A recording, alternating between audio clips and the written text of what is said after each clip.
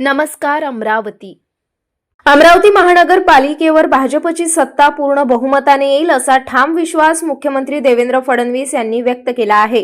अमरावतीत झालेल्या road show नंतर त्यांनी ही प्रतिक्रिया दिली। आज अमरावतीच्या नागरिकांनी आमच्या रोड शोला जो प्रचंड प्रतिसाद दिला त्यावरून हे स्पष्ट आहे की या महानगरपालिकेच्या निवडणुकीमध्ये अमरावतीमध्ये भारतीय जनता पक्षाला पूर्ण बहुमत या ठिकाणी मिळणार आहे। मुख्यमंत्री म्हणाले की अमरावती शहरासाठी विकास कामांचा मोठा आराखडा राबवण्यात येत आहे। अमृत योजनेअंतर्गत 998 कोटी रुपयांचा निधी शहराला देण्यात आला असून यामुळे पाणी पुरवठा, ड्रेनेज आणि नागरी सुविधा अधिक सक्षम होणार आहेत।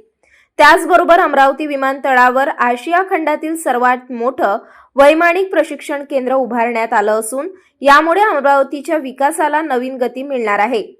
पायाभूत सुविधांबाबत बोलताना मुख्यमंत्र्यांनी सांगितलं की अमरावतीतील भुयारी गटासाठी 256 कोटी रुपये, भुयारी गटार योजनेसाठीही 256 कोटी रुपयांची तरतूद, तसंच शहरासाठी महत्त्वाच्या असलेल्या अंबा नाल्याच्या विकासासाठी 100 कोटी रुपये देण्यात येणार आहे।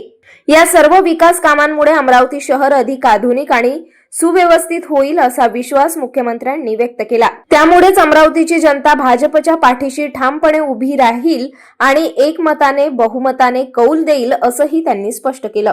5 वर्ष अमरावती महानगरपालिका भारतीय जनता पक्षाकडे होती। त्या काळामध्ये अनेक योजना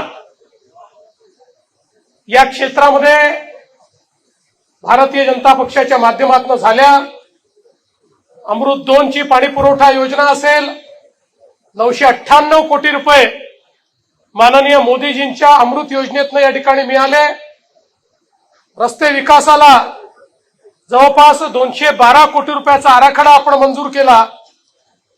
आणि एवढंच नाही तर दक्षिण एशियातील सर्वात मोठी विमान प्रशिक्षण संस्था ही देखील अमरावतीमध्ये लवकरच सुरू होते आहे।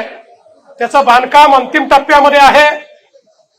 या ठिकाणी वडाळी तलाव पर्यटन विकास असेल, बडनेरा सांस्कृतिक भवन असेल, पीएम ई बस सेवा असेल, वेगवेगळ्या प्रकारचे सौंदर्यीकरण असतील, अशा अनेक गोष्टी रस्त्याच्या, पाण्याच्या, भुयारी गटाराच्या, तलाव सुशोभीकरणाच्या या ठिकाणी भारतीय जनता पक्षाच्या या कारकिर्दीमध्ये आपण केल्या।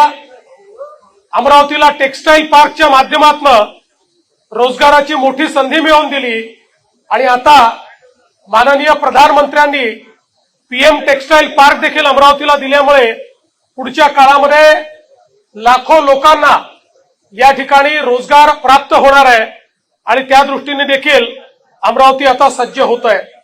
पुढच्या काळात अनेक कार्यक्रम आम्ही हातामध्ये घेतले आहेत।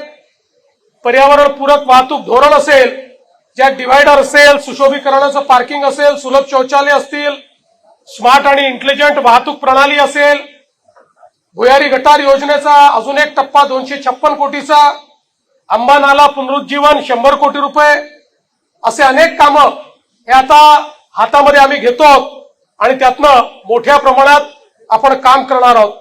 आपल्याला माहिती आहे अंबादेवीचा जो प्रकल्प आहे 200 कोटी रुपयाचा, त्यालाही राज्य सरकारने मान्यता दिलेली आहे।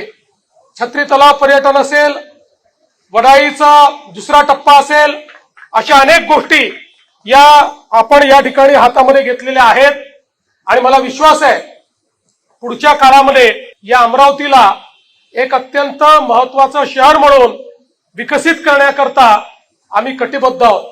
आपल्याला कल्पना आहे की भाऊसाहेब पंजाबराव देशमुखांनी या अमरावतीमध्ये आणि मग पश्चिम विदर्भ आणि विदर्भामध्ये शिवाजी शिक्षण संस्थेच्या माध्यमातून शिक्षणाचा प्रचार आणि प्रसार केला आणि आज अमरावती आणि या परिसरामध्ये मोठ्या प्रमाणात आमची मुलं शिकतायत आणि आमच्या मुलांची इच्छा आहे की अमरावतीमध्ये आयटी देखील आलं पाहिजे।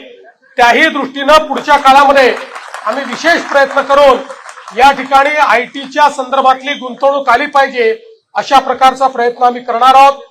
आज खरं म्हणजे मला फार उशीर झालाय, कारण मला अकोल्याची सभा करायची आहे आणि एअरपोर्टवरनं 5:30-6 नंतर फ्लाईट तिकडच्या उडणार नाही.